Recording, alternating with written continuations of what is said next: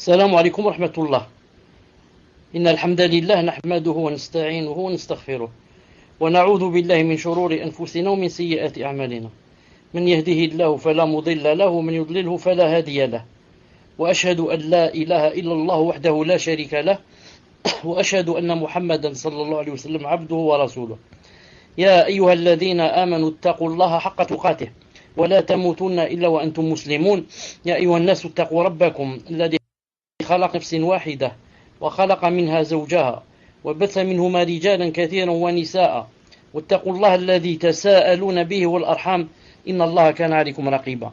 يا أيها الذين آمنوا اتقوا الله وقولوا قولا سديدا يصلح لكم أعمالكم ويغفر لكم ذنوبكم ومن يطع الله ورسوله فقد فاز فوزا عظيما. ألا إن أصدق الكلام كلام الله وخير الهدي هدي محمد صلى الله عليه وسلم وشر الأمور محدثاتها وكل محدثة بدعة وكل بدعة ضلالة وكل ضلالة في النار. ما بعد حياكم الله. En cette soirée du mercredi 11 Jumada Thaniya 1433 de l'Hégire, ce qui correspond avec le 2 mai 2012 bi'idhnillahi ta'ala. Donc Inch'Allah ta'ala, on va commencer le 10e cours. Inch'Allah ta'ala, on va commencer parmi les signes de la fin des temps, il y a aussi ce qu'on appelle le rapprochement des marchés. Parmi les signes de la fin des temps, il y a aussi ce qu'on appelle le rapprochement des marchés. C'est Inch'Allah ta'ala le 24e signe. L'un des signes de la fin des temps et le rapprochement des marchés. Abu Huraira radiyallahu ta'ala anhu rapporte que le messager sallallahu alayhi wa sallam a dit: La taqumu as-sa'atu hatta tadhhara al-fitan wa yakthura al-kadhib wa yataqarab al-aswaq. L'heure ne viendra pas jusqu'à ce que les troubles apparaissent, que le mensonge se propage et que les marchés se rapprochent. Ce hadith se trouve dans le Musnad Ahmed et il a été authentifié par Sheikh Al-Albani rahimahullah dans Silsila Sahiha sous le numéro 2772. Le Sheikh Hammoud Twijri rahimahullah dit: quant au rapprochement des marchés, son explication est mentionnée dans un hadith faible, soulignant qu'il s'agit de leur déclin et du peu de bénéfices. Il apparaît, et Allah Ta'ala est plus savant, que cela est une indication de ce qui s'est produit à notre époque quant au rapprochement des gens de la terre grâce aux moyens de transport terrestre et aérien et aux machines électriques qui transmettent les sons comme les radios et les téléphones, j'ajoute l'internet, ayant rapproché les marchés de la terre. Ainsi, il n'y a de changement de prix dans une quelconque région sans que les commerçants ne le sachent, ou la plupart partout sur terre. Ils augmentent donc le prix s'il augmente et le diminuent lorsqu'il diminue. Les commerçants se déplacent en voiture au marché des villes dont la distance est de plusieurs jours. Ils y concluent leurs affaires, puis retournent, le tout durant une journée ou une partie de la journée. Ils se déplacent également en avion au marché des villes dont la distance est de plus d'un mois. Comme maintenant la plupart par exemple, ils partent vers Dubaï. Ils font là-bas le commerce, quelques jours ils reviennent. Ils y règlent leurs affaires, puis reviennent en un jour ou une partie de la journée. Certaines reviennent même le soir, dans la même journée. Les marchés se sont donc rapprochés de trois façons. Premièrement, la rapidité avec laquelle on a connaissance de ce qui s'y passe par rapport à l'augmentation des prix ou la diminution. Là, c'était pas comme autrefois. Si je suis à Paris, je sais pas qu'est-ce qui se passe à Marseille, combien coûte la chose à Marseille, je ne sais pas. Maintenant, non. Là, avec Internet, tu peux savoir ce qui se passe, quel est le prix dans toutes les villes du monde. Dans toutes les villes du monde, tu cherches une chose, tu peux savoir quel est son prix. Deuxièmement, la rapidité de déplacement d'un marché vers un autre, même si la distance est très longue. Là, autrefois, pour, par exemple, comme les gens du Yémen, quand ils allaient vers la Mecque pour faire la tijara et le commerce, il le faisait seulement 2 fois par an. Comme a dit Ta'ala, لإلاف قريش إلافهم رحلة الشتاء والصيف. Il faisait un voyage pendant l'hiver, un voyage pendant l'été.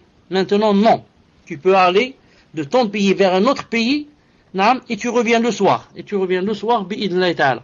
Troisièmement, la concordance des marchés, la concordance des marchés au niveau des prix. Et le fait que certains suivent d'autres dans l'augmentation et la diminution, et Allah Ta'ala est plus savant. Et Allah Ta'ala est plus savant. Ça, c'est en ce qui concerne du polythéisme dans cette communauté.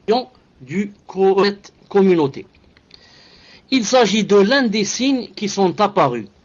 Celui-ci s'est d'ailleurs accentué. En effet, le polythéisme a touché cette communauté. De plus, certains peuples ont rejoint les polythéistes chez eux. Ils ont adoré les idoles, ont construit des mausolées sur les tombes, les ont adorés en dehors d'Allah, leur ont demandé bénédiction, les ont embrassés et glorifiés, leur ont formulé leurs vœux et y ont célébré leurs fêtes.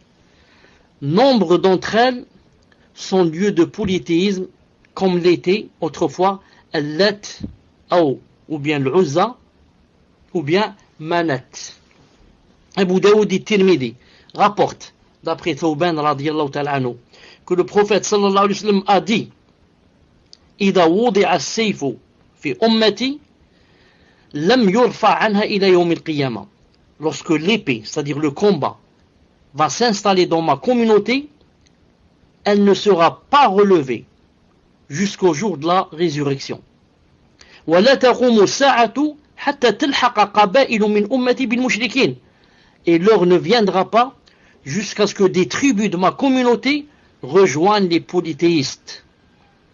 وحتى تعبد قبائل من أمة الأوثان. Et jusqu'à, c'est-à-dire l'heure ne viendra pas, et jusqu'à ce que des tribus de ma communauté vont adorer les idoles.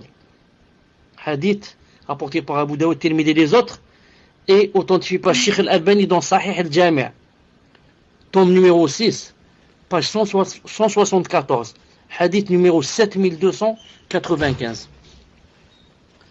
Les deux cheikhs, Al-Bukhari et Muslim, alayhim rahmatullah, rapportent d'après Abu Huraira que le prophète sallallahu alayhi wa sallam a dit: La taqumu as-sa'a hatta tadtariba aliyatu nisa'i Daws ala dhi al-khalasa. L'heure ne viendra pas jusqu'à ce que les fesses des femmes de Daws ne s'agitent sur Dhul Khalasa. Hadith authentique, rapporté par Al-Bukhari et Muslim. Par Al-Bukhari et Muslim. Quand il a dit ici, alayhi salam, l'heure ne viendra pas jusqu'à ce que les fesses des femmes de Daws ne s'agitent sur Dhul Khalasa, c'est-à-dire comme elles le faisaient à l'époque de l'ignorance. C'est quoi, elles agitent ces trucs-là de Daws, elles s'agitent sur Dhul Khalasa. C'est quoi, qu'est-ce que ça veut dire ça? Dhul Khalasa, c'est la maison dans laquelle se trouvait l'idole. On dit également le nom de la demeure est Al-Khalasa. Et le nom de l'idole, il s'appelle Dhul Khalasa. Dhul Khalasa désigne deux idoles, dont l'une était adorée par Daws et l'autre par Khatam, et d'autres parmi les Arabes. Quant à l'idole de Daws, c'est celle qui est désignée dans ce hadith. Le lieu de celle-ci est connu jusqu'à nos jours, au sud de Taïf, à un endroit qu'on appelle Tarouq. Dhul Khalasa se trouve près d'un village appelé Ramas, où l'on retrouve aujourd'hui encore des vestiges prouvant qu'il y avait là un édifice solide dans le passé. C'est-à-dire que les femmes allaient là-bas et l'adorer. Ce dont nous informe le prophète sallallahu alayhi wa sallam dans ce hadith, c'est-à-dire que certains de sa communauté allaient revenir une autre fois vers le polythéisme et le shirk et le kufr, c'est produit, naam. Car dans la tribu de Daws et leurs voisins parmi les Arabes se sont épris de Dhul Khalasa lorsque l'ignorance réapparut dans ce village. Ils retournèrent à leur première pratique et se mirent à l'adorer en dehors d'Allah jusqu'à ce que vienne le Cheikh Mohammed ibn Abdul Wahhab rahimahullah, pour prêcher l'unicité dans la péninsule arabique. Il renouvela ce qui s'était perdu dans la religion et l'islam retrouva sa vie dans la péninsule arabique. L'imam Abdelaziz ibn Mohammed ibn Saoud envoya un groupe de prêcheurs à Dhul Khalasa pour la détruire et démolir ses constructions. Lorsque le règne des Saoud sur le Hijaz toucha à sa fin durant cette période, les ignorants retournèrent de nouveau à leur adoration d'autrefois. Et lorsque le roi Abdelaziz ibn Abdurrahman Saoud prit la tête du Hijaz, il ordonna à son gouverneur d'envoyer une troupe armée pour la détruire en faisant disparaître toute trace de cette idole. Louange donc à Allah subhanahu wa ta'ala. Le polythéisme ne cesse de subsister dans certains pays et le messager alayhi salam a dit vrai quand il proclama La yadhabu al-laylu wal-nahar hatta tu'bada al-lat wal-uzza. La nuit et le jour ne disparaîtront pas jusqu'à ce que Al-Lat et l'Uzza, deux idoles, soient adorés. Aïcha radiyallahu ta'ala anha demanda alors au messager d'Allah, je croyais que quand Allah avait révélé le verset qui dit c'est lui qui a envoyé son messager avec la guidée et la religion de vérité pour la placer au-dessus de toute autre religion, elle a dit qu'elle croyait quoi? Elle a dit le verset n'est pas terminé. En dépit de la version des polythéistes, elle a dit je croyais que c'était donc fini. Et le prophète a répondu il y aura de cela ce que voudra Allah. Puis Allah enverra un vent doux qui donnera la mort à tous ceux qui ont dans leur cœur le poids d'un atome de moutarde de foi. Il ne restera alors que ceux en qui il n'y aura aucun bien, qui retourneront alors à la religion de leur père. À la religion de leur père. Hadith rapporté par Muslim. Les manifestations du polythéisme sont nombreuses. Ainsi, elles ne se limitent pas uniquement à l'adoration des pierres, des arbres et des tombes, mais vont jusqu'à considérer de fausses divinités comme égaux d'Allah Azza wa Jal, qui établissent elles-mêmes des lois pour les gens et leur imposent de les faire juger et de délaisser celles d'Allah. Ils s'érigent donc eux-mêmes en divinité avec Allah exalté soit-il. D'ailleurs Allah Ta'ala a dit ittakhadu ahbarahum wa ruhbanahum arbaban min dunillah. At-Tawbah 31. Ils ont pris leurs rabbins et leurs moines comme seigneurs en dehors d'Allah. C'est-à-dire, ils ont pris leurs doctes et leurs dévots comme des divinités qui leur légifèrent des lois, car ils les ont suivis dans ce qu'ils ont rendu licite et ce qu'ils ont interdit. Voir Tafsir Ibn Kathir, tome 4, page 77. J'ai juste une petite remarque. Un petit commentaire sur ce qu'a dit ici l'auteur. Si on laisse ce qu'il a dit comme ça, global, ça risque de donner des choubouhats. D'ailleurs, j'ai remarqué un peu plus loin, dans ce livre, vers la fin, que l'auteur avait cité deux fois deux passages de Sayyid Qutb. Sayyid Qutb, rahimahullah. Il a cité deux passages de cette personne. Donc, moi personnellement, si je savais qu'il allait citer ces choses-là, que je ne lirai pas, ou bien que je vais lire, et bien sûr, et dire ce que j'en pense, Inch'Allah Ta'ala. Donc, je ne sais pas exactement celui qui a écrit ce livre, s'il l'a écrit, avec Basira, c'est-à-dire sachant ce qu'est Sayyid Qutb, et il a cité donc des passages de lui, ou bien en pensant du bien de cet auteur, je dirais que peut-être qu'il ne le connaissait pas assez bien et qu'il a écrit ce livre, ça fait très longtemps, avant que les savants ne parlent sur Sayyid Qutb, rahimahullah. Comme ça, je pense de lui du bien, je dis Allah, peut-être qu'il a écrit ça, donc, quand il ne savait pas encore qui était Sayyid Qutb, et avant que les savants ne parlent de lui. Al-Muhim, ici, quand il a dit que ils suivent des gens qui légifèrent des lois d'autres que Allah Ta'ala a fait descendre, et il a dit que, c'est-à-dire ça rentre dans le polythéisme. Je dis, Ibn Taymiyyah rahimahullah a dit dans Majmou' al-Fatawa. Ce que je vais dire de Ibn Taymiyyah, celui qui veut, exactement ce qu'a dit Ibn Taymiyyah, Inch'Allah Ta'ala, je peux le lui donner, mais pas aujourd'hui. Je l'ai quelque part dans mes notes, mais je ne l'ai pas là devant moi, mais je peux le lui donner s'il le veut, Inch'Allah Ta'ala, ou alors il peut le chercher lui-même dans Majmou' al-Fatawa, s'il a le Maktab al-Shamila, etc., il écrit une ou deux phrases, il lui donne tout. Sinon, je peux le lui donner dans le prochain cours, Inch'Allah Ta'ala. Ibn Taymiyyah rahimahullah a dit, dans ce verset, où Allah Ta'ala a dit, ittakhadou ahbarahum wa ruhbanahum arbab min dunillah. Ils ont pris leurs rabbins et leurs moines comme seigneurs en dehors d'Allah. Il a dit, en fait, ceux qui suivent les rabbins et les moines se divisent en deux. Comme ça, il a dit. Il y a ceux qui sont kuffars, deviennent kuffars en les suivant. Et il y a ceux qui ne deviennent pas kuffars en les suivant. Ceux qui deviennent kuffars en suivant les rabbins et les moines ici, il a dit ce sont ceux qui ne reconnaissent pas le statut de quoi? Que c'est illicite. C'est-à-dire ils disent c'est permis. C'est pas obligé de suivre les lois d'Allah. C'est permis. C'est les mêmes lois. C'est la même chose que tu suives ces lois ou les autres, celles d'Allah. Ou bien celles-là, elles sont mieux. Ça c'est pire. Ou bien il leur est permis de légiférer.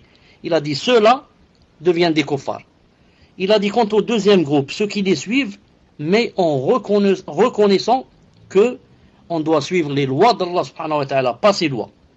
Mais que j'ai suivi ces lois, en suivant les tentations ou bien al-muhim. Pour lui, il a une raison. Il a dit ceux-là, ils ne deviennent pas kuffars s'ils reconnaît le statut des lois d'Allah, que c'est une obligation de les suivre.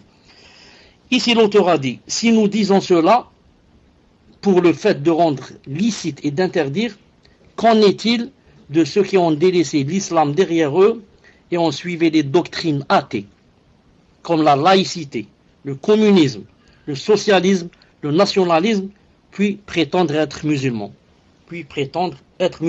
Ici c'est la même chose. On va voir ceux qui suivent cela, pourquoi ils ont suivi ça. Ceux qui disent que la laïcité ou bien le communisme ce sont peuvent remplacer les lois d'Allah, deviennent kuffar. Celui qui dit une chose pareille, si c'est un jahil, on lui apprend, on lui dit taqillah, inil hukm illa lillah, il faut suivre seulement les lois d'Allah. S'il dit non, c'est pareil ou c'est la même chose, là, il devient kuffar. Si c'est quelqu'un jahil, il faut lui apprendre. Et jahil, il peut faire plus que cela, un jahil. Un ignorant qui n'a jamais entendu parler des savants, n'a jamais lu quelque chose, ou il peut faire plus que cela. Ce qu'il faut savoir ici pour terminer dans ce chapitre-là, c'est que c'est obligé pour toute personne sur cette terre de suivre les lois d'Allah subhanahu wa ta'ala et de faire le possible de ne suivre que les lois d'Allah subhanahu wa ta'ala. Quand quelqu'un maintenant a été obligé ou a contraint de suivre une autre loi, alors qu'il reconnaisse dans son cœur que cette loi est fausse et qu'en vérité je ne devais pas la suivre si ce n'était pas par exemple la contrainte, et que seules les lois d'Allah subhanahu wa ta'ala Allah ta'ala nous a ordonné de suivre, pas d'autres lois. Sauf si les lois bien sûr ne se contredisent pas avec le Coran et la Sunna, comme des lois par exemple sur par exemple qu'il faut pas qu'il faut s'arrêter quand il y a un feu rouge, ou qu'il faut pas dépasser la vitesse de 80 km/h dans cette rue là ou ce sont des choses, c'est juste pour que la société puisse pour que on puisse vivre en dans une société. S'il n'y a pas de loi comme ça, on ne peut pas. Mais ce ne sont pas des choses que Allah Ta'ala a interdites, car ce sont quoi? Car ce sont des choses qui ne se contredisent pas avec le Coran et la Sunna. Le fait que tu t'arrêtes à un feu rouge, au contraire, s'il n'y a pas ça, il y aurait des centaines de morts par jour. Et Allah subhanahu wa ta'ala nous a demandé de préserver nos âmes et notre sang. 26e, l'apparition, une seconde, je vais voir, Inch'Allah ta'ala, 26e, de la rupture des liens de parenté et du mauvais voisinage. Imam Ahmed et Hakim rapportent, d'après Abdullah ibn Amr, radiyallahu ta'ala anhu, que le messager alayhi salam a dit La taqumu as-sa'a hatta yadhhara al-fuhsh wa al-tafahush wa qati'atu ar-rahim wa su'u al-mujawara. L'heure ne viendra pas jusqu'à ce qu'apparaisse la turpitude, l'obscénité, la rupture des liens de parenté et le mauvais voisinage. Une seconde, Inch'Allah ta'ala. At-Tabarani alayhi rahmatullah rapporte dans l'Awsat que le messager alayhi salam a dit Min ashrati as-sa'a al-fuhsh wa al-tafahush wa qati'atu ar-rahim. Parmi les signes de l'heure, il y a la turpitude, l'indécence et la rupture des liens de parenté. L'imam Ahmed rapporte, d'après Ibn Mas'ud radiyallahu ta'ala anhu, que le messager alayhi salam a dit Inna bayna yaday as-sa'a qat'u al-arham. Il y aura avant la venue de l'heure la rupture des liens de parenté. C'est un hadith rapporté par Ahmed, voire al-Musnad, tome 5, page 333, avec l'explication d'Ahmed Shakir, rahimahullah, qui dit sa chaîne de transmission est authentique.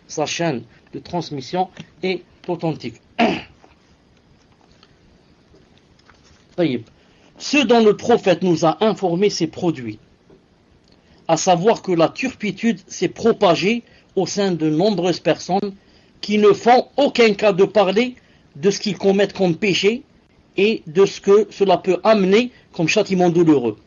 Les liens de parenté ont été rompus. La personne ne préserve plus les liens avec ses proches. C'est plutôt la rupture et le détournement.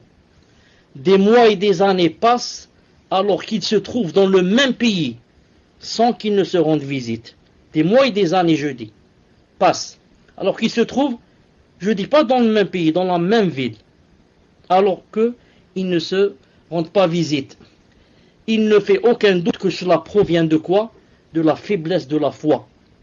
Cependant, le messager alayhi salam a encouragé de préserver les liens de parenté et a mis en garde ceux qui les rompent. Lorsqu'il a dit, je vais dire directement en français, certes, Allah a créé la création et lorsqu'il eut terminé d'elle, le lien de parenté se dressa et dit c'est cela la place de celui qui demande protection contre la rupture? Allah Ta'ala dit oui. Ne serais-tu pas satisfait que j'œuvre en bien envers celui qui te préserve et que je prive de bien celui qui te rend? Le lien répondit certes. Et Allah Ta'ala de dire cela t'appartient. Le messager alayhi salam a dit ensuite récitez si vous voulez le verset فهل عسيتم إن توليتم أن تفسدوا في الأرض وتقطعوا أرحامكم أولئك الذين لعنهم الله فأصمهم وأعمى أبصارهم أفلا يتدبرون القرآن أم على قلوب أقفالها. C'est-à-dire, si vous vous détournez, ne risquez-vous pas de semer la corruption sur terre et de rompre vos liens de parenté? Ce sont ceux qu'Allah Azza wa Jal a maudits, a rendu sourds et a rendu leurs yeux aveugles. Ne méditent-ils pas le Coran? Ou y a-t-il des cadenas sur leur cœur? Sourate Muhammad 22-24. Allah, le prophète a dit aussi La yadkhulul jannata qati'u rahim. Ne rentrera pas au paradis celui qui rend des liens de parenté. Rapporté par Muslim. Quant au mauvais voisinage, on peut en discuter sans s'arrêter. Combien sont les personnes qui ne connaissent pas leurs voisins, ne se soucient guère de leur situation pour leur prêter main forte s'ils en ont besoin, et n'évitent même pas de leur nuire. Le prophète alayhi salam a interdit de porter atteinte aux voisins. Il a dit Man kana yu'minu billahi wal yawmil akhir fala yu'dhi jarah, que celui qui croit en Allah et au jour dernier ne porte pas préjudice à son voisin, rapporté par Muslim. Il a également dit Man kana yu'min billahi wal yawmil akhir falyuhsin ila jarih, que celui qui croit en Allah et au jour dernier œuvre en bien envers son voisin, rapporté par Muslim. Il a dit aussi Mazal Jibril yusini bil jar hatta dhanantu annahu sayuwarrituh. Jibril n'a cessé de me recommander la bienfaisance envers le voisin à tel point que j'ai cru qu'il allait en faire un héritier, rapporté par Muslim.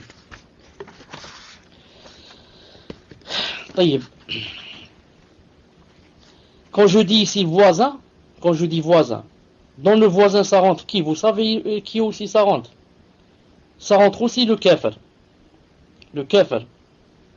Ça rentre qui? Ça rentre même le chrétien, le juif. Naam. À condition que quoi? Que cela, ce dont je suis en train de parler, je ne suis pas en guerre contre eux. Je ne suis pas en guerre avec et aller contre eux. Naam. S'il y a un pacte entre moi et eux, naam, l'un des trois pactes, dans ce cas, comme faisait Abdullah ibn Amr radiyallahu ta'ala anhu une fois, qu'est-ce qu'il a fait? Certains disent c'est Abdullah ibn Amr, certains disent Abdullah ibn Omar. Le hadith là authentique Cheikh Al-Albani rahimahullah, qu'une fois il a voulu égorger un mouton, il a dit à son valet, à son domestique, égorge-le, je vais à la salle. Quand il revient, il a trouvé qu'il avait déjà égorgé. Ils ont commencé à servir aux voisins. Il a dit, est-ce que tu as donné à notre voisin le juif? Est-ce que tu as donné à notre voisin le juif? Subhanallah al-Azim. C'est connu aussi que le prophète sallallahu alayhi wa sallam allait rendre visite à un juif qui était malade et qui lui a demandé de prononcer l'attestation devant son père, et que ce jeune-là avait hésité. Ensuite son père lui a dit Ata' Abul Qasim, obéis à Abul Qasim. Abul Qasim, le prophète sallallahu alayhi wa sallam. Donc quand je ne suis pas en guerre avec ces gens-là, il faudrait essayer de faire du bien envers eux, envers tous les voisins, pour si c'était musulman, car Allah Ta'ala m'a demandé cela. Et si c'est pas un musulman, peut-être que ça va être une cause pour lui, pour qu'il vienne en islam, pour qu'il vienne vers l'islam. Donc il va voir le bon comportement, et pour essayer d'effacer aussi de leurs yeux ce qu'ils ont comme mauvais préjugés sur l'islam. Comme quoi l'islam, c'est l'islam de la violence et des bombes et de l'égorgement. Il y a parmi les signes de la fin des temps aussi, mais là je veux dire, je reviens jeudi, je ne fais que ce que m'a ordonné l'islam. C'est pas comme certains qui croient que par exemple lorsqu'ils sont en France, ou ils sont en Europe ou je ne sais pas où, ils font quoi? Ils se désistent. Ils font des concessions sur l'islam. Ils montent même sur l'islam, juste pour attirer quoi? Pour attirer, pour ne pas, disons, pour ne pas attirer la colère des autres, si je puis dire. Ils peuvent même mentir et dire que l'islam, par exemple, l'islam n'impose pas, par exemple, le hijab, le voile. Ils disent non, ma'alish, c'était autrefois le voile. Maintenant, ça ne fait rien si on ne met pas le voile. Ils disent comme ça juste. Pourquoi? Parce qu'ils sont complexés devant eux. Ou alors, quand font là-bas certains imams, certains imams, comme avec Bouchlaram, ou je ne sais pas comment il s'appelle, avec de Brest, ou je ne sais pas où il est, avec de Datsi, ou là comment s'appelle la ville, avec Doutsi, ou là je ne sais pas quoi. Il est tout le temps avec les juifs et les autres du matin au soir juste pour qu'il leur donne des papiers, pour qu'il lui donne les papiers, pour qu'il lui donne les papiers pour qu'il soit ravi d'eux, prêt à mentir et dire que l'islam drance, et voilà, prêt à mentir sur l'islam et dire que l'islam, il n'y a pas ça en islam, il n'y a pas de ceci, cela, subhanallah, juste pour avoir les papiers, pour vivre entre les kuffars, pour que les kuffars soient ravis de moi. A'oudou billah. Je perds le paradis et je vis en France. A'oudou billah. Parmi les signes de la fin des temps, il y a aussi quoi? Il y a le rajeunissement des vieux. Le rajeunissement des vieux. L'un des signes de la fin des temps est que les vieux se font jeunes et veulent se faire jeunes. Ibn Abbas rapporte que le messager alayhi salam a dit: يكون قوم يخضبون في آخر الزمن بالسواد كحواصل الحمام. عفوا كحواصل الحمام. الحمام c'est le bain mort. لا يريحون رائحة الجنة. Il y aura des gens à la fin des temps qui se teindront en noir comme les poitrines des pigeons. Ils ne sentiront pas l'odeur du paradis. Ils ne sentiront pas l'odeur du paradis. Voir le Mousnad et les autres, c'est un hadith authentique. Même Cheikh Al-Albani a dit, rapporté par Abu Daoud, Al-Nasai, Ahmed et Diya dans le Mukhtara, ainsi que d'autres qu'il est inutile de citer, avec une chaîne de transmission authentique conforme aux normes des deux cheikhs. Voir Rayat al-Maram, fi Takhrij Ahadith Halal wal Haram, page 84. Ce que relate ce hadith s'est produit à notre époque, car les hommes teignent leur barbe et leurs cheveux en noir.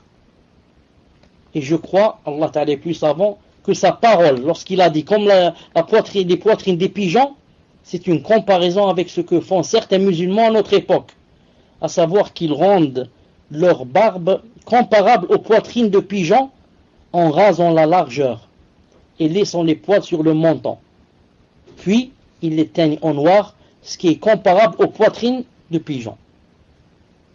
Ibn al-Jawzi rahimahullah a dit: le fait qu'ils ne sentiront pas l'odeur du paradis peut vouloir dire que cela sera dû à un acte qu'ils auront commis, ou à une croyance, et non à cause du fait de se teindre. Ainsi, le fait de se teindre pourrait être une de leurs caractéristiques, de même que le prophète a dit que le fait de se raser la tête est une caractéristique des Kharijites, bien que se raser la tête ne soit pas interdit. L'auteur a dit jeudi, le prophète a interdit de se teindre les cheveux ou la barbe en noir. Jabir ibn Abdullah rapporte: on amena Abu Quhafa, c'est-à-dire le père de Abu Bakr Siddiq, le jour de la prise de la Mecque, sa tête et sa barbe étaient aussi blanches que le Tourama. Que le Tourama, il a dit, plante vermifuge blanche. Naam. Alors, le prophète a dit: changez ceci en utilisant quelque chose et évitez le noir. Évitez le noir. Imam Nawawi rahimahullah a dit: il est interdit de se teindre en noir, conformément à l'avis le plus juste. On dit également qu'il s'agit d'une réprobation à caractère préférentiel, mais l'avis choisi est l'interdiction selon la parole du prophète éviter le noir. Voir Sharh Muslim, tome 14, page 80. Et Ibn Abi Asim rapporte dans le livre de la teinture d'après Zuhri, rahimahullah, qui a dit: nous nous teignions en noir lorsque le visage était encore jeune, mais quand le visage et les dents prirent de l'âge, nous délaissions cela. Voir Fath al-Bari, tome 10, page 354-55. Al-Albani a dit, rahimahullah, il apparaît que Zuhri, rahimahullah, ne connaissait pas du tout le hadith mentionnant l'interdiction. Donc il agissait par rapport à cela selon son goût. Quoi qu'il en soit, l'acte et la parole de quiconque ne peuvent être pris en compte après ceux du prophète sallallahu alayhi wa sallam. C'est toujours l'Albani qui dit ça. Et le hadith précédent est un argument contre Zuhri et les autres. Voir Rayat al-Maram, page 84. C'est pas parce que l'imam Zuhri rahmallah a dit que quand nous étions jeunes, on faisait cela. Ensuite, quand on a vieilli, on ne le faisait plus, que ça veut dire que c'est permis. Car comme a dit Cheikh al-Albani, peut-être que Zuhri ne connaissait pas le hadith. On n'a jamais entendu qu'il y avait ce hadith. Lui, il est excusé. Nous, on n'est pas excusés. Pourquoi? Il y a le hadith qui nous interdit de faire cela. Naam.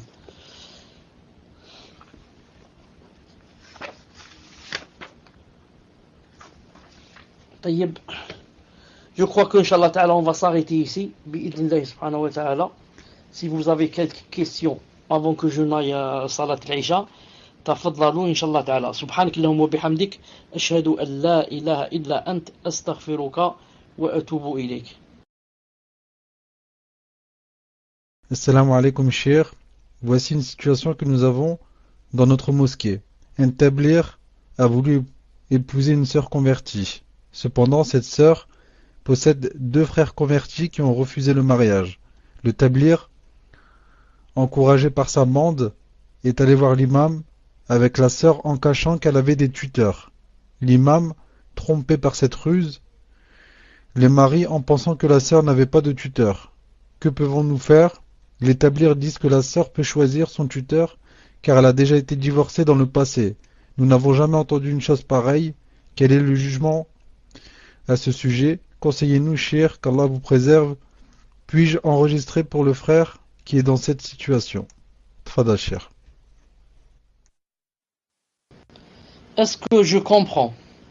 Est-ce que je comprends par là que la sœur, c'est-à-dire la reconvertie, c'est-à-dire qu'elle est consentante, c'est-à-dire qu'elle voudrait de ce mariage? Est-ce que c'est comme ça? Ça. Je dis, Allah subhanahu wa ta'ala alam, ceux qui disent que la femme, si jamais elle se marie une fois ou là, et divorce, que dans ce cas, elle peut se passer de son tuteur, cela se trompe. Ils n'ont aucun délit. Et tous les délits sont contre elle et contre ceux qui disent ça, bi'idnillahi subhanahu wa ta'ala. Donc, ce mariage n'est pas valable. Du moins, pour ceux qui savaient. Ceux qui savent. Du moins pour la sœur elle-même et son mari. Car ils savent qu'il y a le tuteur et ils l'ont sauté. Ils ont sauté au-dessus de lui et se sont mariés en prenant n'importe qui comme tuteur.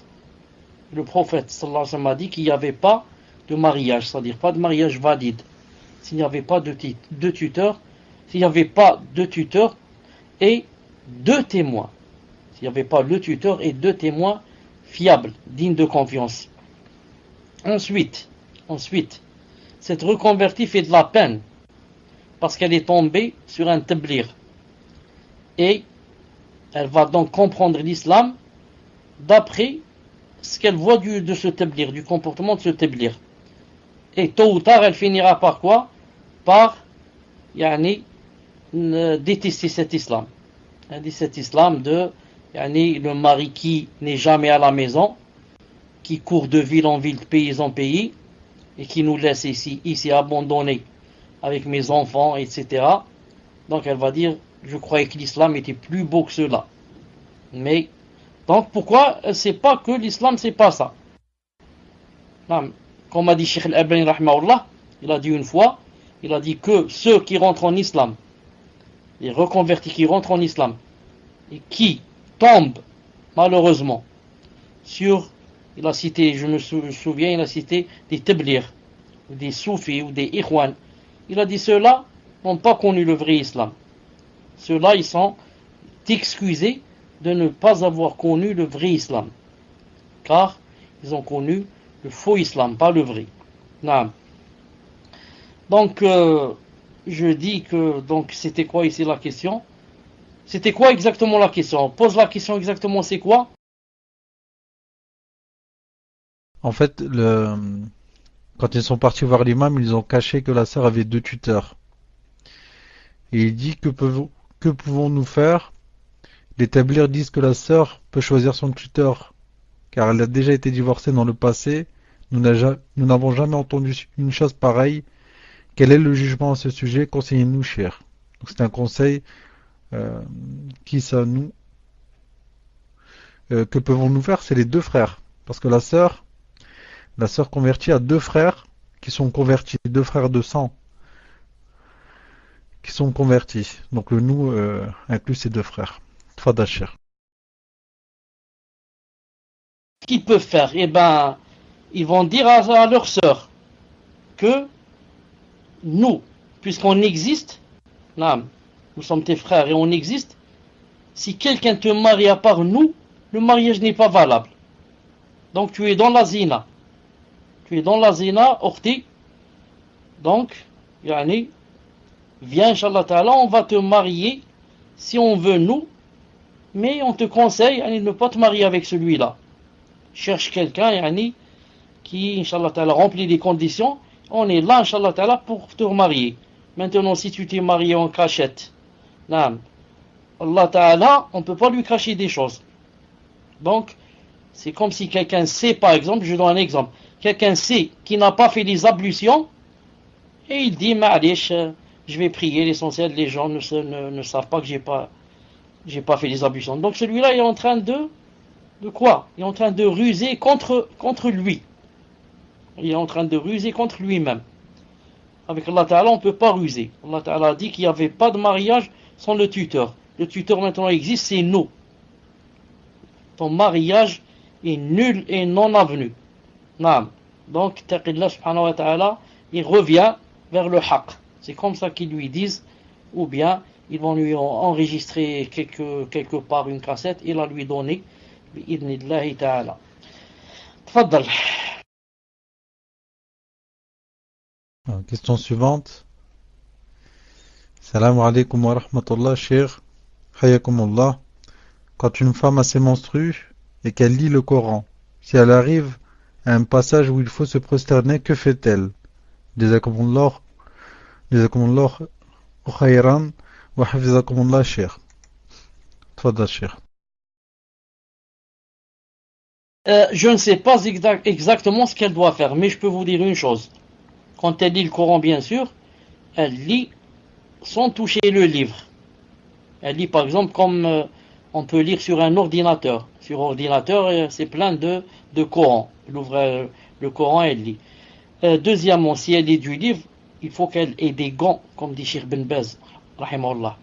Si elle doit toucher les pages avec des gants. Ou bien comme il dit aussi, Cheikh Ben Baz, rahimahullah, il dit quelqu'un lui tourne les pages.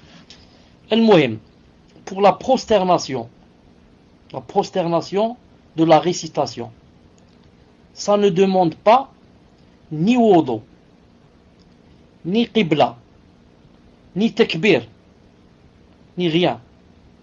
Quelqu'un, quand il lit le Coran, ensuite c'est une prosternation qui vient, ça n'a pas besoin qu'il dise il faut que je fasse des ablutions, j'ai pas les ablutions. Ou bien où se trouve la qibla. Ou bien je dois dire Allahu Akbar. Non, il descend, il se prosterne et il a fait ce qu'il devait faire. C'est pour ça que je pense, Allah subhanahu wa ta'ala, qu'elle n'a pas besoin de wudu, ni de ros, ni de rien. Car ce n'est pas une salat. C'est pas une salat, c'est juste une prosternation. Wallahu azza wa jal a'lam. Tfaddal. Donc pour vous poser vos questions, Inch'Allah, il ne faut pas passer par l'adresse mail sur le site. Il faut vous identifier. Si vous n'avez pas de compte, vous vous inscrivez sur le lien que je vous ai indiqué juste avant. Inch'Allah, je vais activer les comptes. Et ensuite, vous trouvez un lien, posez vos questions en page d'accueil. Et lorsque vous arrivez donc sur ce lien, vous avez un formulaire. Et c'est de cette façon, Inch'Allah, que vous nous posez vos questions. Barakallahu fikum. Question suivante. Assalamu alaikum. Qu'Allah vous récompense et vous préserve, cher. Est-ce qu'une jeune fille de 15 ans est dans l'obligation de se couvrir d'un djilbab? A-t-elle le droit de se couvrir uniquement d'un pantalon large et d'un voile? Tfadal, cher. Une jeune fille de 15 ans est une femme. Elle peut se marier et avoir des enfants. Elle peut se marier et avoir des enfants. Autant de l'imam Shafi'i, rahimahullah, en son temps, il y avait une fille, si je n'ai pas oublié, qui avait 12 ans, qui était déjà grand-mère. À 12 ans, elle était grand-mère. Elle avait déjà une fille et sa fille s'était mariée. Qu'en est-il, celle-là? Elle a 15 ans. Al-Muhim, je dis, elle doit mettre le djilbab, sauf contrainte. Sauf contrainte. Si ses parents ne veulent pas, ou bien la force à ce qu'elle ne mette pas, ou bien lui disent, ou bien lui, ou bien lui disent, si tu mets le djilbab, on t'expulse de la maison. Dans ce cas, ce sont des contraintes. D'ailleurs, il y a une petite audio de Cheikh Fawzan, rahimahullah. Si vous voulez, après, je peux vous la faire entendre d'une reconvertie, si j'ai pas oublié, qui lui dit que mes parents ne me laissent pas mettre le djilbab, quelque chose comme ça. À celle-là, il a dit, habille-toi comme tu peux. Essaye au maximum de te couvrir, en mettant un foulard, en mettant n'importe quoi. Pourquoi elle est dans la contrainte? Il lui a dit jusqu'à ce que Allah subhanahu wa ta'ala te fasse une solution. Mais quelqu'un qui n'est pas dans la contrainte et qui peut mettre le djilbab, dans ce cas, elle n'est pas excusée si elle ne le met pas. Taïb. On va voir la question de Abu Shayma. Qu'est-ce qu'il a dit? Il a dit, salam alaykoum, est-il permis de refuser des gens de la famille de ma femme qui veulent venir passer quelques jours chez moi, sachant qu'ils sont soit très égarés, soit kuffar, qu'ils ont un comportement détestable et qu'ils sont contre le minhaj sahih?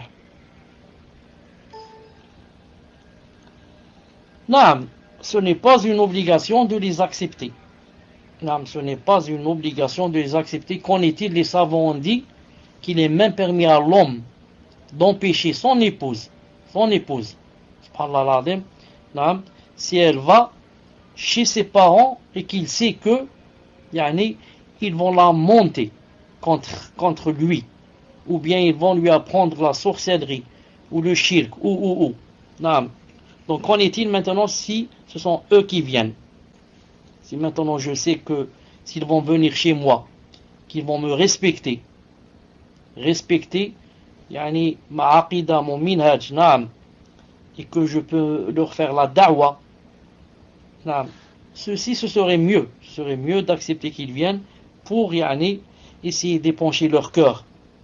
Mais si maintenant, quand ils vont venir, ce sont les fitna et ils vont pas me respecter, je sais pas ce qu'ils vont commencer à faire dans ma maison, il vaut mieux, Inch'Allah Ta'ala, qu'ils ne viennent pas et qu'on laisse la relation entre nous, salam, comme ça, de loin. Wallahu ta'ala alam. Je vais, Inch'Allah Ta'ala, prier ici, il vient d'appeler à la prière ici, je reviens, Inch'Allah Ta'ala, à tout à l'heure, Inch'Allah Ta'ala. Assalamu alaikum wa rahmatullahi wa barakatuh. Assalamu alaikum wa rahmatullahi wa barakatuh. Donc la suite des questions, Inch'Allah, cher. Bismillahirrahmanirrahim. Salam alaikum, cher. Barakallahu fikum pour vos durus. Notre imam est Ash'ari et il l'a revendiqué à un frère. Peut-on prier derrière lui, sachant qu'on lui a ramené l'explication des versets par Ibn Kathir et il n'a pas accepté? Que devons-nous faire? Barakallahu fikum. Fadal, cher. Salam alaikum. Est-ce que vous m'entendez là? Alhamdulillah. Avant cela, Taïb, Riyad, est-ce que tu m'entends? Riyad. Taïb. Et Ahlam Ahmed, est-ce que tu m'entends? Regardez si Ahlam a le rouge, enlevez-lui le rouge. Je dois lui parler. Alhamdulillah. Quand j'étais à Salat al-Isha, j'ai bien réfléchi à la question, à la réponse que j'avais donnée tout à l'heure, et ça m'a donné quelques ambiguïtés. J'ai dit que, Inch'Allah Ta'ala, il ne faut pas prendre de ma réponse jusqu'à la semaine prochaine. La semaine prochaine, Inch'Allah Ta'ala, samedi, je donnerai la réponse officielle à la question posée tout à l'heure, Inch'Allah Ta'ala. Est-ce que vous êtes d'accord? Alhamdulillah. Donc, Riyad, je reviens vers toi. Comment dire? Voilà. La réponse que j'ai la question et la réponse de tout à l'heure de Ahlam, il ne faut pas la laisser sur l'audio jusqu'à ce que je réponde officiellement, Inch'Allah Ta'ala, samedi prochain, bi'idnillahi Ta'ala.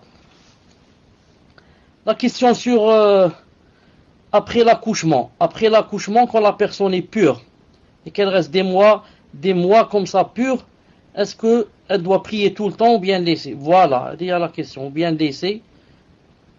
Voilà. Car la réponse de Cheikh Ibn Uthaymin rahimahullah, c'était exactement le contraire. C'était pour une personne qui avait tout le temps du sang. Et que est-ce qu'elle devait laisser une semaine où elle prierait pas. Donc Inch'Allah Ta'ala, je préfère confirmer Inch'Allah Ta'ala la semaine prochaine. Et je reviens jeudi, quand il y a quelqu'un de la bid'a, voilà, coupe sur l'audio. Quand il y a quelqu'un de la bid'a qui est imam, les savants disent, on va voir, est-ce que la bid'a qu'il fait le fait sortir de l'islam ou ne le fait pas? Si elle le fait sortir de l'islam, il est interdit de prier derrière lui. Si maintenant, la bid'a est seulement mufassira, pas mukaffira, et ne le fait pas sortir de l'islam, surtout pour le cas de Ash'ari, qui a des ta'wilat, qui a des interprétations, il dit c'est Ibn Hajj qui a dit ça, c'est Nawawi, c'est Shatibi, c'est X, il n'a pas tiré ça de sa tête. Vous comprenez? Dans ce cas, on peut prier derrière lui, mais les savants disent, s'il y a une mosquée proche, où il y a quelqu'un de mieux que lui, qui ne fait pas de bid'a, etc., on doit aller prier dans l'autre mosquée. Mais s'il n'y a pas, il n'y a que lui, dans mon quartier, il n'y a pas une autre mosquée, on prie derrière lui, et c'est lui qui a quoi? C'est lui qui yatahammal, sa aqida, etc. C'est entre lui et son Seigneur Azza wa Jal, surtout s'il a des interprétations. Mais les savants disent, s'il y a une autre mosquée, il y a quelqu'un de mieux que lui, on doit aller vers l'autre mosquée, Inch'Allah Ta'ala. Et maintenant, si la mosquée est loin ou il n'y en a pas, la yukallifullahu nafsan illa wus'aha, et je ne vais pas délaisser ma salat à cause de sa bid'a lui, surtout que sa bid'a ne fait pas sortir de l'islam. Tfadlal. La question suivante. Assalamu alaikum ya Cheikh. Pouvez-vous répéter assez lentement ou plusieurs fois afin de l'écrire le hadith sur les liens de parenté que vous avez cités? Barakallahu fikum. Tfadal Cheikh. Je ne sais pas exactement de quel hadith parle la personne, mais si elle parle de celui-là, je vais le citer. La yadkhulul jannata qati'u rahim. Peut-être qu'elle parle de celui-là, je vais le citer et lui donner où il se trouve exactement. Le hadith a dit, le prophète alayhi salam a dit, La yadkhulul jannata qati'u rahim. La yadkhulul jannata qati'u rahim. Ne rentrera pas au paradis celui qui coupe les liens de parenté. Attendez, je vais vous dire exactement où il se trouve. Une seconde.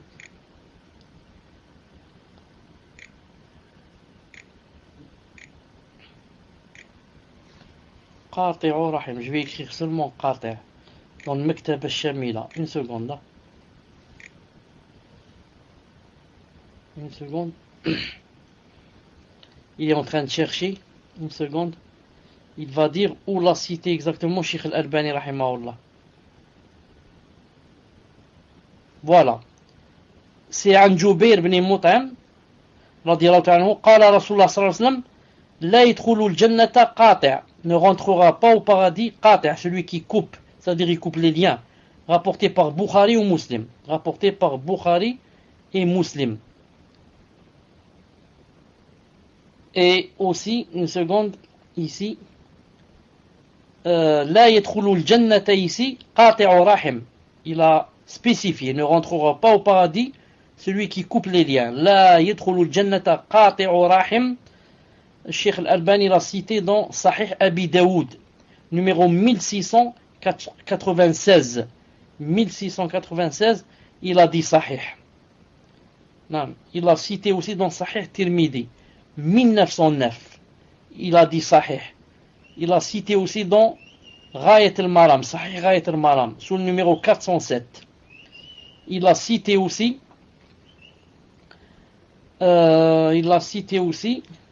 dans Ta'liqat al-Hisan ala Sahih ibn Hibban, sous le numéro 455. Voilà, Inch'Allah. Tfadla, Inch'Allah, pour une autre question.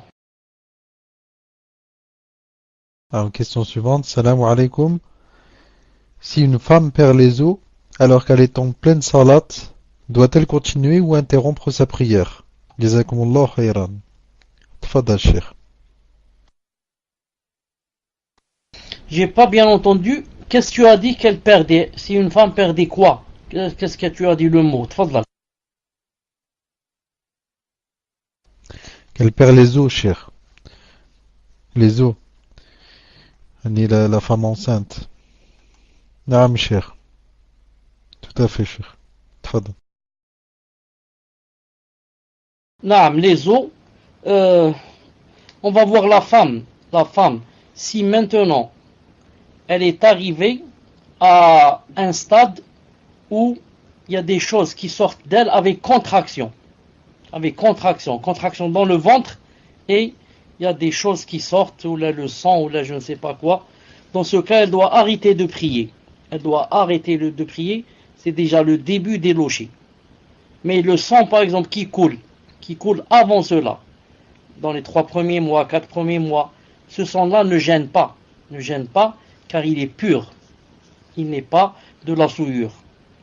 Mais le sang qui est interdit de prier avec, c'est le sang qui coule à partir du moment où quoi? Où il y a des contractions dans le ventre. Des contractions dans le ventre. Quant aux os, s'il y a de l'eau qui coule aussi, ça veut dire, d'après ce que je comprends, Allah Ta'ala alam, que c'est vraiment proche, yani le moment de l'accouchement. Qu'elle est dans les derniers moments de l'accouchement. C'est, je crois, à ce moment que les eaux coulent.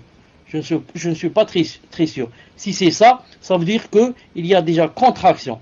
Et quand il y a déjà contraction dans le ventre, elle doit arrêter de prier. Bi'idnillahi ta'ala. Tfadal. Question suivante. Salam alaikum wa rahmatullahi wa barakatuh. Cher, j'ai rêvé que mon mari me coiffait les cheveux dans un premier rêve et dans un second que je rasais les cheveux de ma mère.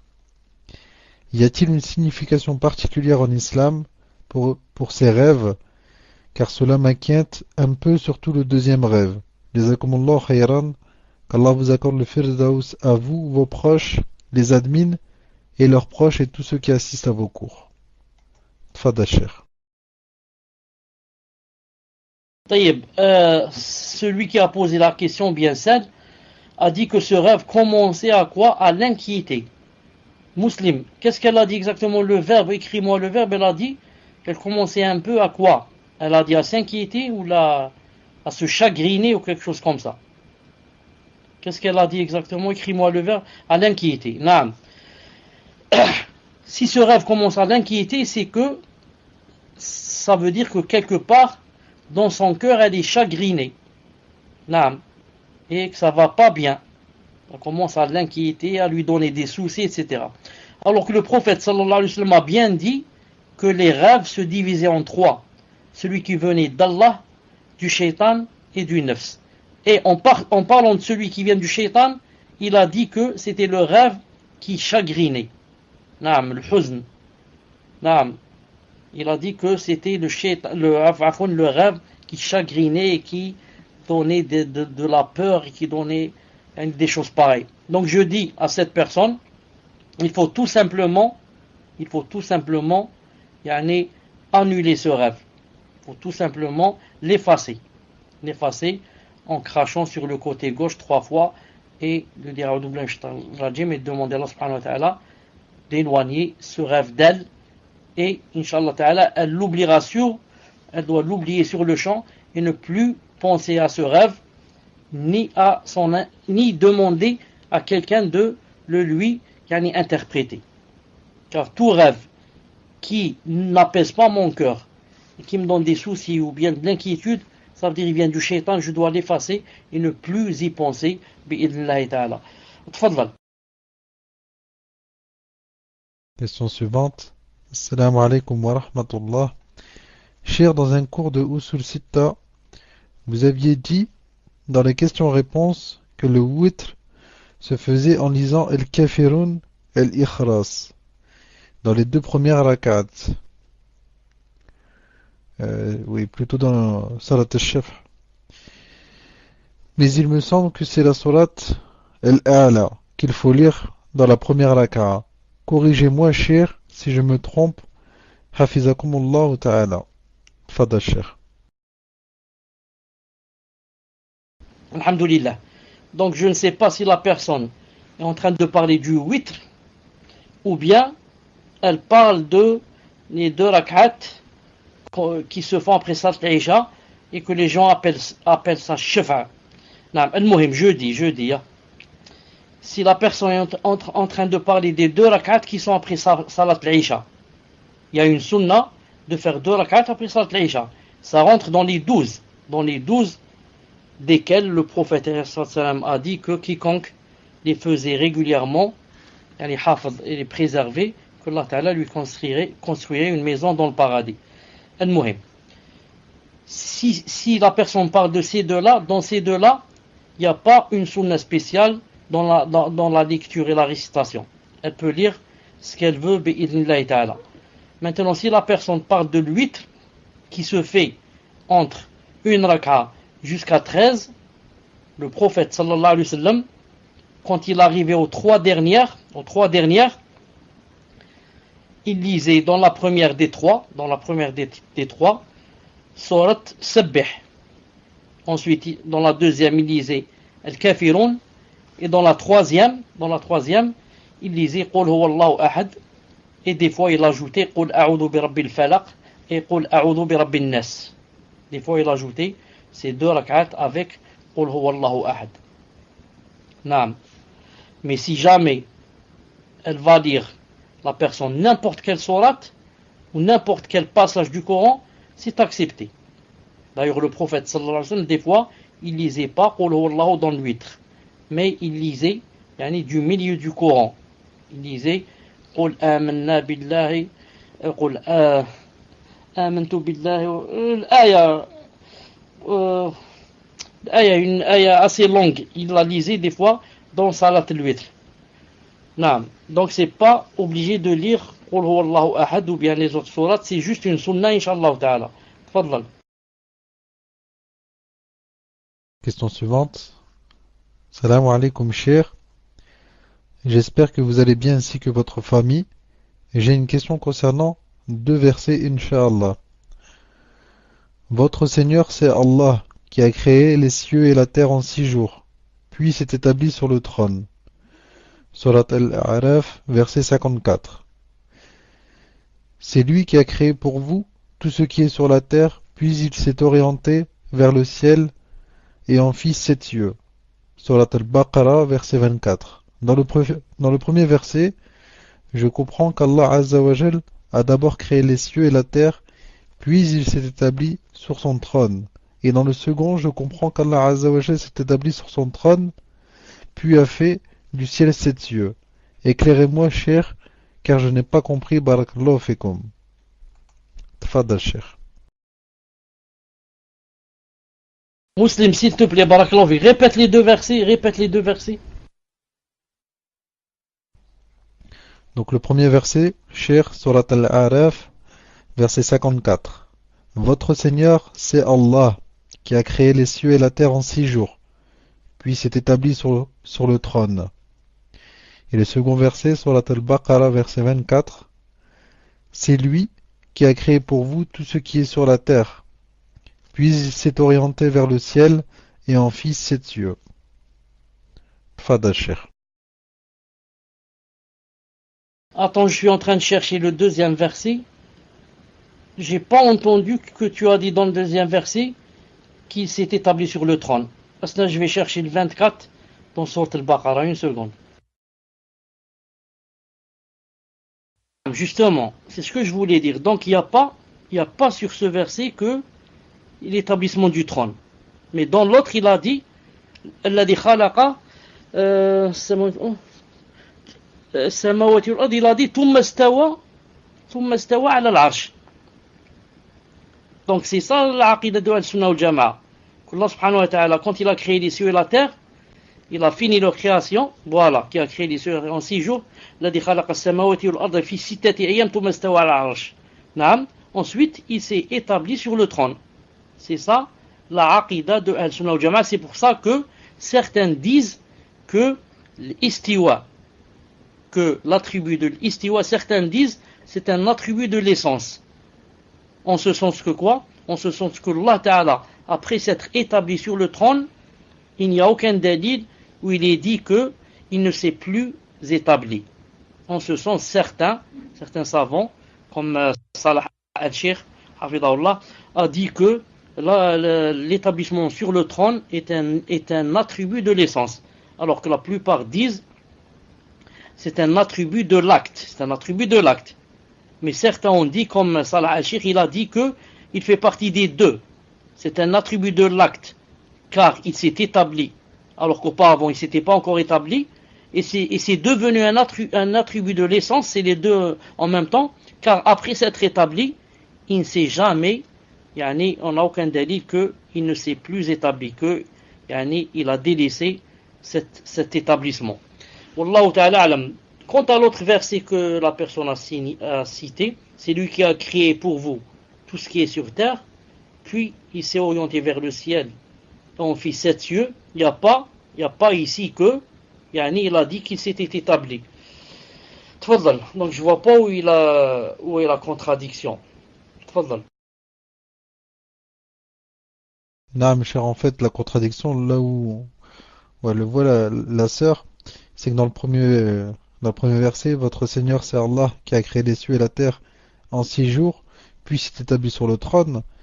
Là, c'est clairement écrit en fait qu'il a créé les cieux et la terre. Et ensuite, il s'est établi sur le trône. Et dans le verset, elle déduit, elle fait la déduction, car c'est écrit, c'est lui qui a créé pour vous tout ce qui est sur la terre. C'est-à-dire que là, il parle pas des cieux. Et il dit, puis il s'est orienté vers le ciel et en fit 7 cieux. Elle comprend que puis il s'est orienté vers le ciel, c'est qu'il s'est établi sur le trône, et après s'être établi sur le trône, il a fait les 7 cieux. C'est comme ça qu'elle comprend, cher. Tfadal, cher. Barakallahu fik, tu l'as bien dit, c'est elle qui a compris comme ça. C'est elle. Il ne faut pas qu'elle comprenne comme ça. Naam, c'est elle qui a compris comme ça. Il ne faut pas qu'elle comprenne comme ça. Il faudrait qu'elle comprenne que c'est votre Seigneur, c'est Allah, il a créé les cieux et la terre en 6 jours, thumma. Puis, il s'est établi sur le trône. Puis, en arabe, thumma, ça veut dire que ça vient après. Quant au premier verset, s'il dit seulement il a fait ceci, il a fait cela, il n'y a pas une preuve que c'est venu après. Naam. Tfadlan. Question suivante, cher. Salam alaikum, cher. Les sources de la législation islamique sont au nombre de 4. Coran, Sunna, l'Ijma' et l'analogie. J'aimerais savoir quelle est la règle de l'Ijma', quand un Ijma' est valable et un autre pas valable. Je vous demande cela pour ne pas tomber dans le piège des gens de la bid'a qui déclarent des Ijma' pas valables dans certains domaines, comme par exemple ceux comme les Ash'aira qui transforment les attributs d'Allah. Jazakumullahu khayran. Tfadal, cher. Pour être franc, je n'ai pas très bien compris la question. Est-ce que la personne demande si l'ijma' est valable par tous les gens d'Al-Sunnah wal Jama'a, ou bien s'il y a des gens d'Al-Sunnah wal Jama'a qui n'acceptent pas l'ijma', ou bien que veut dire exactement la personne? Je n'ai pas bien compris la question. Tfadal. Donc, cher, la question est rédigée de cette façon. Si elle n'est pas claire, Inch'Allah, on demande au frère qui a posé cette question de la reformuler pour savoir exactement ce qu'il veut. Tfadal, cher. Chauffe. La personne, Allah Ta'ala Alam, est en train de parler surtout des ijma' que refutent les Ash'aira, que les Ash'aira n'acceptent pas.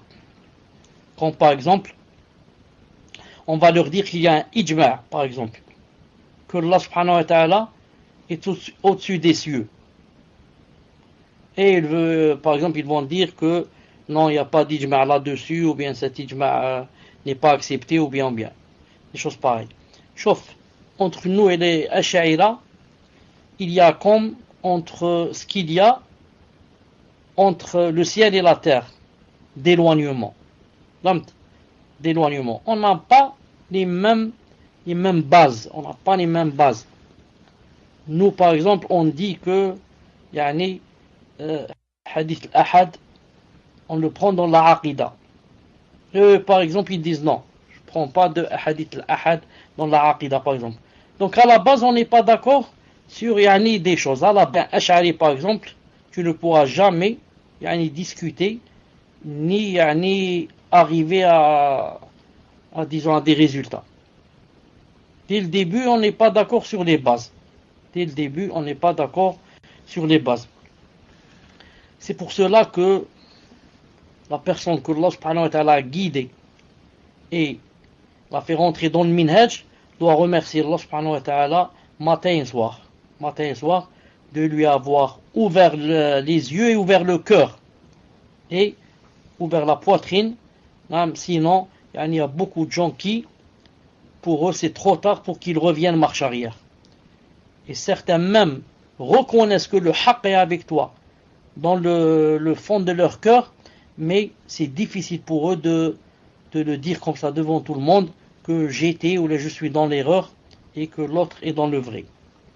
C'est pour cela que, comme j'ai dit tout à l'heure, la personne doit remercier Allah subhanahu wa ta'ala matin et jour d'être sur la aqida des salaf, la aqida du prophète alayhi salam, de ses compagnons et des grands imams comme Malik rahimahullah et Shafi'i et Ahmed ibn Hanbal alayhim rahmatullah. On doit remercier Allah subhanahu wa ta'ala matin et soir. Maintenant reste l'ijma', quand est-ce qu'il est hujja, quand est-ce qu'il n'est pas hujja. Ça, il y a quelques divergences même entre les savants de Al-Sunnah ou le Jama'a. Il y a le ijma' des compagnons. Le ijma' des compagnons, celui-là, il n'y a aucun, inshallah ta'ala, aucune divergence sur lui. À part l'ijma' des compagnons, il commence à avoir des divergences dans les autres ijma'. Mais l'ijma' des compagnons, radiyallahu ta'ala anhum, il n'y a pas de divergence entre tous les salafs qu'on vient un ijma' des compagnons, même si l'ijma' il est sous-coté. Même si l'ijma' des fois il est sous-coté, ça veut dire que quelqu'un a parlé en présence des sahaba et que les sahaba se sont tus. Et personne n'a réfuté, ni n'a dit quelque chose qui détruit cet ijma'. Quelque chose de contradictoire. Ensuite, cet ijma' s'est propagé et personne ne l'a réfuté. Ils disent de cela, c'est un ijma' sous-côté. Il y en a beaucoup dans la sharia. Et il est hujja, bi'idhnillah ta'ala, avec deux conditions. Qu'il se soit propagé et qu'il ne soit réfuté par aucun, bi'idhnillah ta'ala. À part cet ijma', dans l'autre ijma', il y a des divergences. Pourquoi? Car il se peut qu'il n'y ait pas ijma' et que les gens disent ijma'. C'est pour cela que, si vous allez lire un livre qui s'appelle Maratib al-Ijma' de Ibn Hazm, rahimahullah, il a commencé par l'wudu jusqu'à la fin, en disant il y a ijma' ici, il y a ijma' ici, il y a ijma' ici. Alors, Cheikh al-Islam Ibn Taymiyyah a fait des annotations sur ce livre. Il l'a même réfuté, il s'appelle Naqd Maratib al-Ijma'. Donc, Ibn Hazm dit par exemple, il y a ijma' que par exemple, là, je donne un exemple, que par exemple la femme, si elle a des menstrues, par exemple, elle ne fait pas telle chose. Par exemple, elle ne lit pas le Coran. Ibn Taymiyyah en bas dit, c'est pas vrai. Comme ça il dit. Il dit, tel sahabi ont permis à la femme qui avait des menstrues, par exemple, de lire le Coran. Donc il n'y a pas ijma' ici. Donc vous voyez, il y a des différences, il y a des divergences. Donc plusieurs choses où on dit il y a ijma', des fois il n'y a pas. Pourquoi? C'est pas ijma' des sahaba. Radiyallahu ta'ala anhum. Atfaddal inshallah ta'ala pour une autre question. Non, mes chers, sur la question qui vous a été posée tout à l'heure concernant l'imam qui fait des bid'a. Vous avez parlé donc de la différence sur la bid'a qui fait sortir de l'islam et celle qui ne fait pas sortir de l'islam.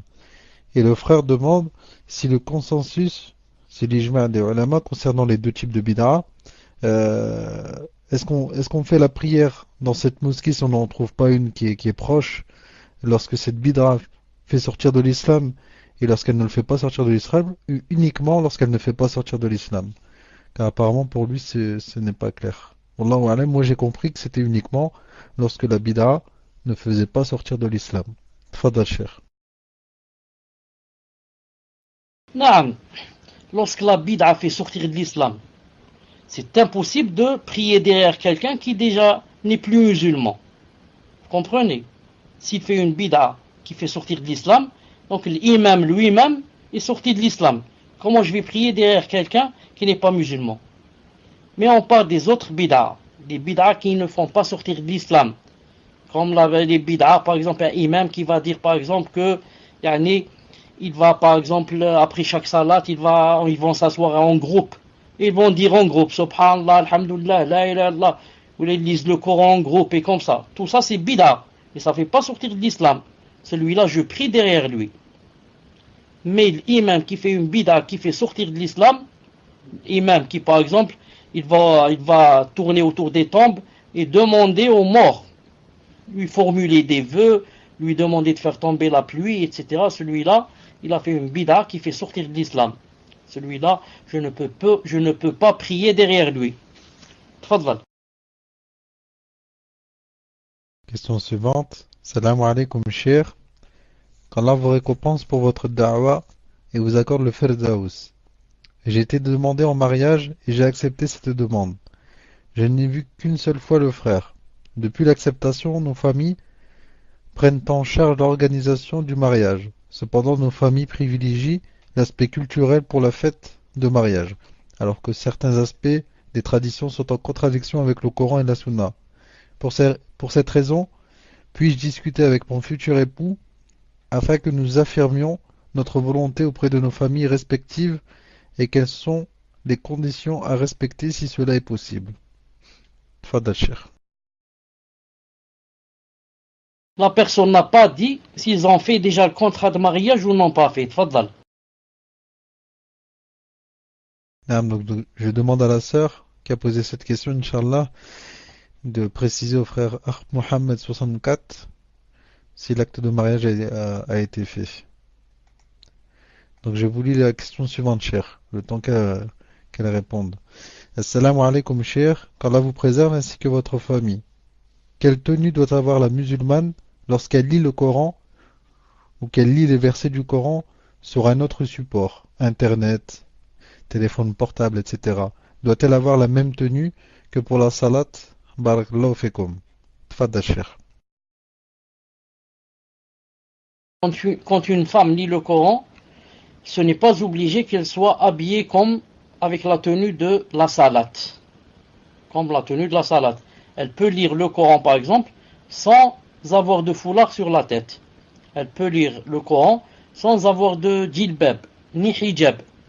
Mais en étant habillée avec peut-être un pyjama. Ou une robe de chambre. L'essentiel c'est qu'elle soit dans une tenue qui ne soit pas indécente.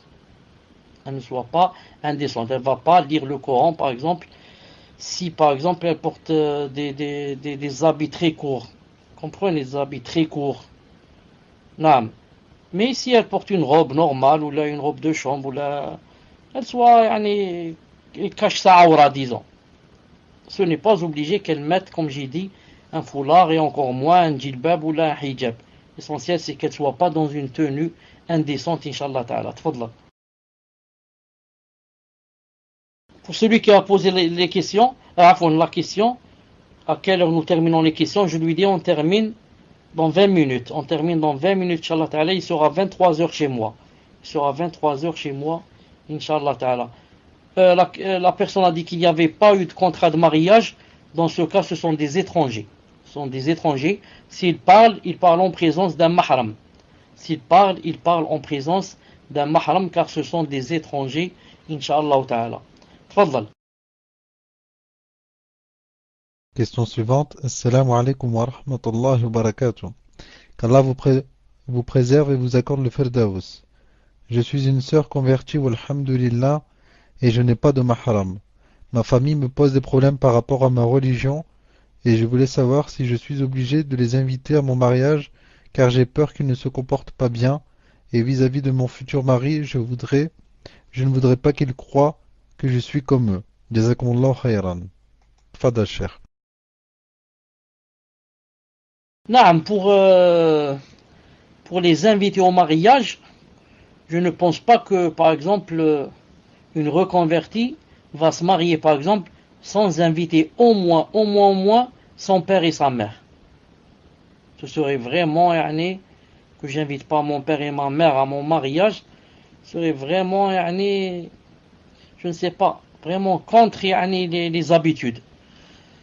Et ça risquerait même d'aller loin. Al-Muhim, quand elle invite quelqu'un, par exemple son père et sa mère, sa sœur, ses tantes, les proches, il suffit qu'elle leur mette des conditions, c'est tout. Elle leur met des conditions. Elle leur dit, voilà, je vais vous inviter, mais je vous demande le strict minimum de me respecter.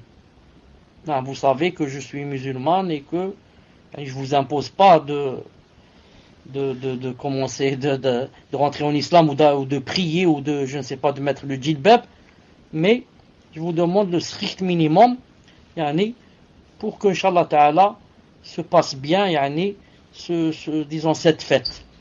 Si maintenant elles sont pas comment qu'on dit le mot avec elles sont pas, attendez, je cherche le mot, convaincues.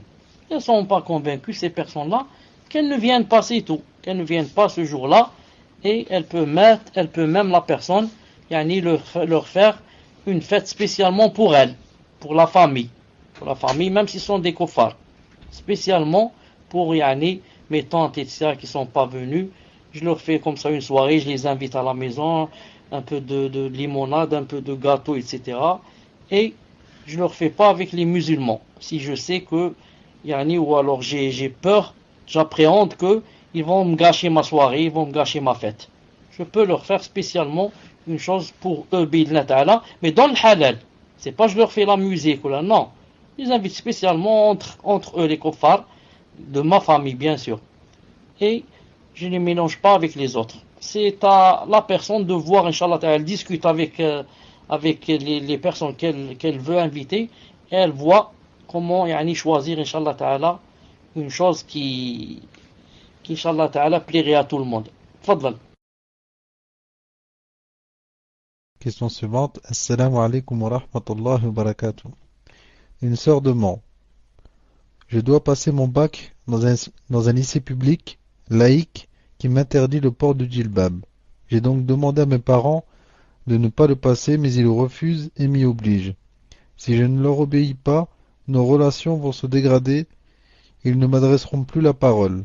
Que me conseillez-vous, cher?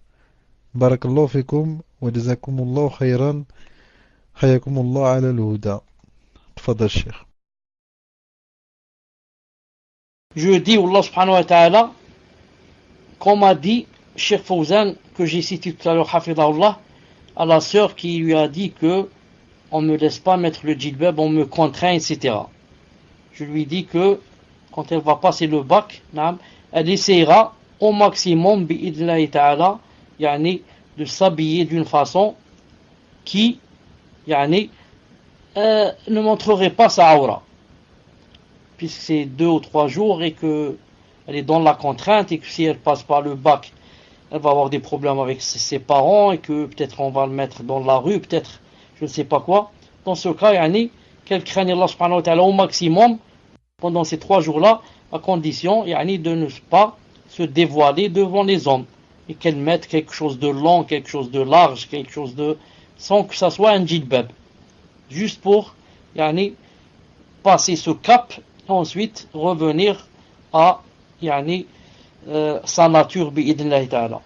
Mais je dis pas qu'elle va se dévoiler ou là, je dis qu'elle se cache au maximum en trouvant comment se cacher, même si en mettant quelque chose de long, quelque chose de large.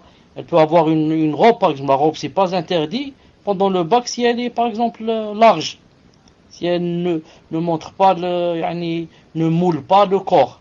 Je suis pas obligé de mettre je crois pas que ce soit interdit une robe si elle est large. C'est juste pour passer ce bac inchallah ta'ala pour ne pas avoir des problèmes avec la famille car elle n'a pas d'autre solution. Wallah subhanahu wa ta'ala a'lam. Tfadlal. Question suivante. Assalamu alaikum, cher. Ma question concerne la première question. Je n'ai pas eu mes menstrues durant 3 ans, car j'ai alterné 2 grossesses et 2 allaitements. Depuis 3 mois, j'ai mis un stérilet qui enlève les menstrues durant toute la période de la pose du stérilet. Dois-je prier tout le temps ou faire une semaine de non-jeûne, sachant que depuis, ce n'est pas naturel par rapport aux 3 dernières années. Barakallahu fikum. Tfaddal, Cheikh. Réponse inchallah ta'ala samedi prochain. Car ça a le même statut que l'autre question qui a été posée. Réponse inchallah ta'ala samedi prochain. Tfadlal. La sœur qui a posé la question sur le djilbab, cher, elle demande qu'on vous précise qu'elle devra enlever son voile. Elle sera obligée d'enlever son voile. Elle n'aura pas de possibilité de couvrir sa tête. Tfadal, cher. Dis-moi, barakallahu fik. Est-ce qu'en France c'est interdit à une fille, yani, de mettre quelque chose sur sa tête quand elle est en classe? Est-ce que c'est interdit qu'elle mette quelque chose sur sa tête? Je dis pas un foulard, je dis quelque chose qui cache la tête. Réponds-moi, Inch'Allah Ta'ala, j'attends la réponse. Alors, Allahu Alam, cher, certains l'autorisent et d'autres ne l'autorisent pas. C'est-à-dire de mettre quelque chose comme un bandana, par exemple. Un bandana qui couvre les cheveux. Allahu Alam, certains l'autorisent et d'autres non. Tfadal, cher. Naam, elle doit d'abord essayer. C'est pas elle va carrément comme ça, à cheveux découverts. Mais elle essaye. Et ensuite, quand on va la contraindre, ça, c'est autre chose. Elle est rentrée dans la contrainte, car elle a déjà la contrainte de ses parents. Après, Inch'Allah, je vous fais écouter l'audio de Cheikh Fouzan. Hafidahullah. Mais elle va pas comme ça directement à découvert. Elle se couvre, quand on lui dit enlève, ça c'est autre chose, Inch'Allah Ta'ala. Tfadlal. Dites au Cheikh que dans ce lycée c'est interdit pour les sœurs qui sont connues comme étant voilées. Donc question suivante.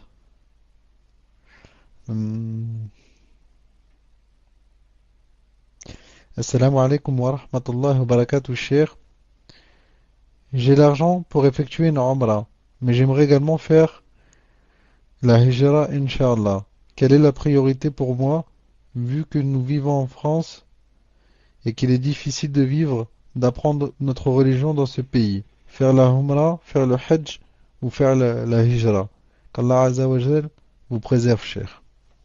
Tfadal, Cheikh. J'ai dit une fois, Allah subhanahu wa ta'ala alam, que le plus important c'est de faire la Hijra. Après avoir fait la Hijra, le Hajj et les autres, ce seront des choses très faciles, bi'idhnillahi ta'ala.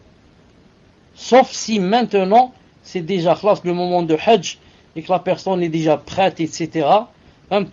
Elle va pas laisser le Hajj, comme a dit le prophète sallallahu alayhi wa sallam, car on ne sait pas, que des imprévus, ou une maladie, comme a dit, alayhi sallam, peut venir, et alors, la personne ne pourra plus jamais aller au Hajj. Sinon, on doit privilégier la Hijra, Inch'Allah Ta'ala, car quand on fait la Hijra, après, Inch'Allah Ta'ala, toutes les portes vont s'ouvrir, bi'idnillahi Ta'ala. Tfadlal. Donc, question suivante. Assalamu alaikum, cher. Qu'Allah vous récompense pour ce que vous faites pour nous apprendre notre religion. Je vends ma maison et l'acheteur veut me payer une partie non déclarée chez le notaire pour ne pas payer les impôts. parenthèse la plus-value. Pour cet achat, il n'a pas besoin de faire d'emprunt, il a l'argent en sa possession. Est-ce que cela est halal de ne pas tout déclarer au notaire? De plus, ma maison a été payée avec un crédit, riba, mais remboursé dès que nous avons compris que cela était haram. Et nous nous sommes repentis de cela. Est-ce que nous pouvons vendre et garder cet argent ou garder la maison si nous ne la vendons pas? Barakallahu fekoum. Merci aux admins pour votre travail. Tfadal Cheikh. Naam, quand quelqu'un fait l'usure, ensuite, il fait la tauba, la chose lui devient halal. Si c'est une maison, elle devient halal. Si c'est une voiture, il devient halal. Pourquoi? Il a fait la tauba après avoir su que c'était haram. Comme ça disent les savants, et le verset aussi est clair. فإن تبتم فلكم رؤوس أموالكم لا تظلمون ولا تظلمون. المهم, aussi pour le notaire, c'est bien si la personne te donne une partie comme ça d'argent sans que le notaire le sache, ensuite dire voilà, je vends ma maison à tel prix, c'est-à-dire au prix de l'argent qu'il va me donner maintenant. Je lui vends sa maison s'il me donne qu'il y ait quelqu'un dans le monde, Wallahu ta'ala alam, sauf peut-être dans un pays où on applique vraiment la charia et qu'il n'y a pas d'impôt. Je pense pas qu'il y ait une personne dans le monde qui va dire devant le notaire que le vrai prix de la maison ou de la chose. Sinon, c'est des millions qui vont être pris injustement. طيب تفضل. Naam, cher. Donc, Inch'Allah, c'est la dernière question. Il n'y aura plus d'autres questions après celle-ci. Assalamu alaikum. Pouvez-vous me conseiller sur les questions que l'on doit poser à un prétendant? Qu'Allah vous récompense. Et cher, j'ai une demande d'un frère qui vient de me faire parvenir un SMS qui me dit Salam alaikum à tous. Ce midi, un bébé de 1 an a avalé un grain de maïs et il s'est étouffé. Sur le chemin de l'hôpital, il a fait une crise cardiaque. Il a été opéré en urgence, mais il ne se réveille pas. Il est dans un coma. Sa maman vous demande du fond de cœur de faire des du'as pour lui. Barakallahu fikum, cher, on vous demande de faire des du'as, Inch'Allah. Jazakumullah khairan. Tfadal, cher. Naam, avant de faire les du'as, rappelle-moi, c'était quoi la question avant celle-là? Tu avais dit c'était la dernière. C'était quoi? Écris-moi un mot de la question. Le prétendant, naam. Pour le prétendant, il n'y a pas comme ça des questions spéciales à être posées. L'essentiel, c'est quoi? C'est d'être sûr qu'il est dans le minhaj, c'est tout. D'être sûr qu'il est dans le minhaj, qu'il a une bonne aqida. Car, en fin de compte, quelqu'un qu'on va lui poser des questions comme ça dans la muqabala, il peut il peut même mentir. Non. Si la prétendante lui plaît, qu'il veut se marier avec elle, il peut même prétendre qu'il est salafi, qu'il est je ne sais pas quoi, alors qu'au fond qu'il ne l'est pas. C'est pour ça que l'essentiel, c'est d'être sûr que le prétendant est dans le minhaj, et dans la aqida. Ça se passe avant la muqabala. Quand je fais mon enquête sur lui, quand je demande à mon frère d'aller demander à la mosquée, quand j'envoie mon père, quand j'envoie mon cousin, comme ça, pour qu'il me ramène les choses sûres. Quant à la muqabala, il se peut que la personne dise des choses dont elle n'est pas convaincue. Donc il n'y a aucune preuve. Il n'y a aucune preuve pendant la muqabala. Et si maintenant la personne voulait poser des questions dans la muqabala, qu'elle pose alors, quels sont les savants que tu suis, par exemple. Et tu vois, tu commences à dire je suis le Qaradawi, je suis Zandani, je suis je ne sais pas Ghazali ou je ne sais pas quoi, ça veut dire que vraiment il est loin. Il faut, c'est pas la peine de continuer. Donc au moins, s'il dit je suis les savants d'Arabie Saoudite, je suis Cheikh Moqbil, je suis à la rigueur celui-là, à la rigueur on va dire si Inch'Allah Ta'ala c'est vrai ce qu'il dit, c'est un bon R. c'est un bon parti. Mais comme j'ai dit, ce n'est pas très sûr. Dans la muqabala, certains peuvent mentir. Allah subhanahu wa ta'ala, c'est pour ça que j'ai dit le plus important, c'est l'enquête. Le plus important, c'est l'enquête, bi'idhnillahi ta'ala. Voilà. Et pour le bébé, je demande à Allah subhanahu wa ta'ala, le Tout-Puissant, qu'il lui rallonge dans sa vie. Qu'il lui rallonge dans sa vie et qu'il le guérisse et qu'il éloigne de lui ce malheur, qu'il éloigne de lui de ce malheur. Maintenant, si jamais, qaddarallahu ma shafa'al, le bébé venait à mourir, ça veut dire que, qaddarallahu ma shafa'al, qu'Allah Ta'ala ne lui avait pas écrit qu'il allait vivre. Ce n'est pas le grain ou l'autre qui l'ont tué, ce sont juste un sabab. Mais qu'Allah Ta'ala n'a pas écrit qu'il allait vivre et que la personne ne doit pas oublier de dire Inna lillahi wa inna ilayhi raji'un, Allahumma ajurni fi musibati wa akhlif li khayran minha. En mettant dans son cœur que si elle va dire ça avec sincérité, qu'Allah Ta'ala va lui donner mieux que celui qui l'a pris. Qu'Allah Ta'ala va la récompenser et la compenser aussi en lui donnant bientôt quelqu'un qui sera mieux que celui qui l'a pris bi'idhnillahi ta'ala. Subhanak Allahumma bihamdik, ashhadu an la ilaha illa anta, astaghfiruka wa atubu ilayk. On se rencontre inshallah ta'ala yawm as-sabt bi'idhnillahi ta'ala. Assalamu alaykum wa rahmatullahi wa barakatuh.